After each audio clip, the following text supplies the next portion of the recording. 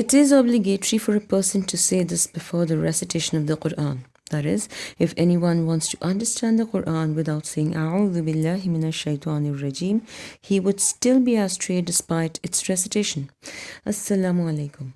Welcome to explore some unknown and interesting facts about Ta'awudh in today's episode of I Believe.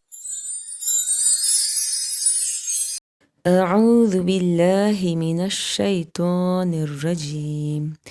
It means I seek refuge in Allah from the Satan accursed. Over here, a'udhu means I seek refuge. Billahi, that is be is with Allah,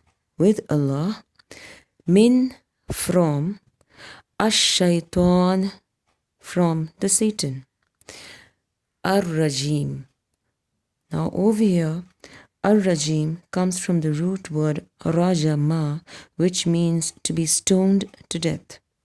The main reason why we are supposed to say this is so that we come under the protection of Allah subhanahu wa ta'ala in order to understand it clearly. Although it is not a verse from the Quran, but it's mandatory to say it before the recitation. So why then? What is the concept behind it? When Allah ta'ala was discussing about making a creation, that is humans as caliphs, and sending them to earth, the angels presented their thought by saying, since we glorify you and praise you day and night, what is the purpose of creating something which would spread corruption on the land? To which Allah said, I know that which you do not.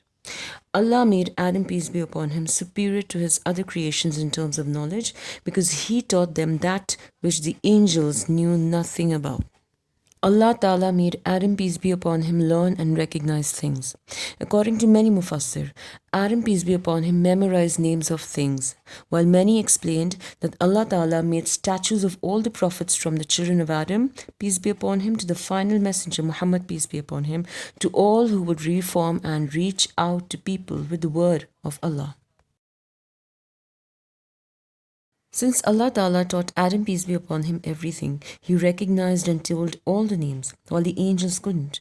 So this was Allah's response in accordance to the incident where the angels said, why were the humans created? In respect to the knowledge that Adam, peace be upon him, possessed, the angels were asked to prostrate near Adam, peace be upon him, the first human being. And so they did, accepting the incognizance.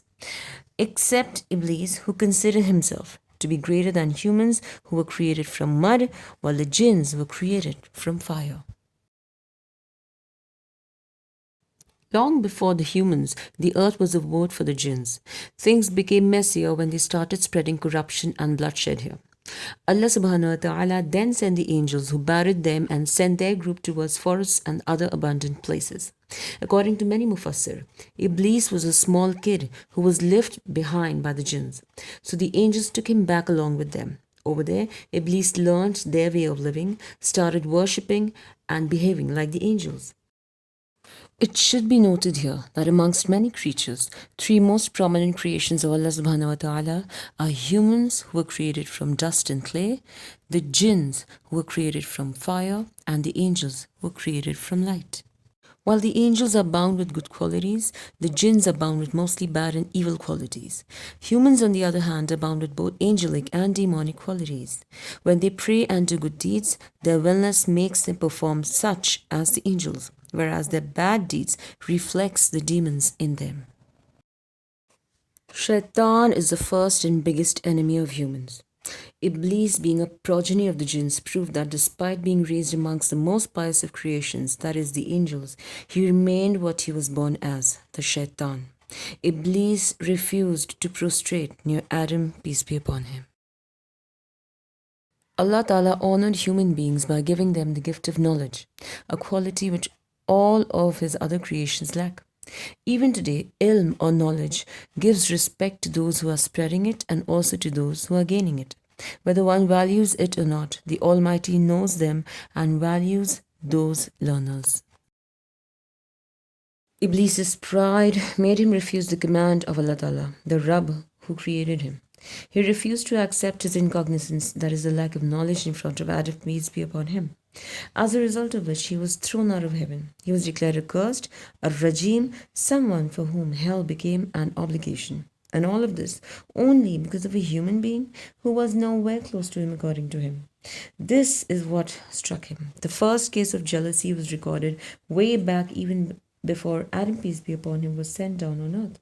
Iblis asked Allah and pleaded him for a valid period till the day of judgment, that he stays alive and deludes the son of Adam from being on the straight path with all his force and efforts.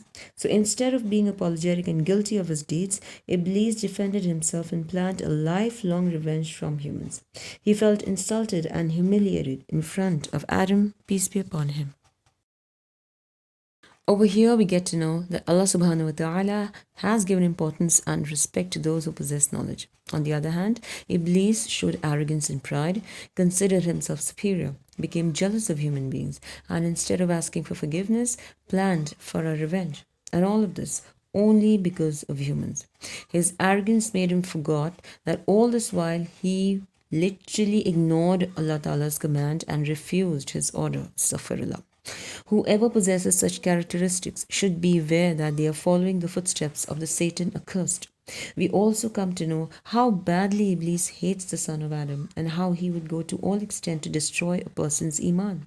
In order to stay safe and steadfast on our deen, be it our salah or recitation of the Quran, which helps us gain knowledge, it is mandatory for us to say AudhuBillaahi minash-shaytanir-rajeem before reciting it. If you like the contents shared here, do share the khair and help us spread the word. Stay happy and blessed until we meet again, inshallah. Thank you for watching I Believe.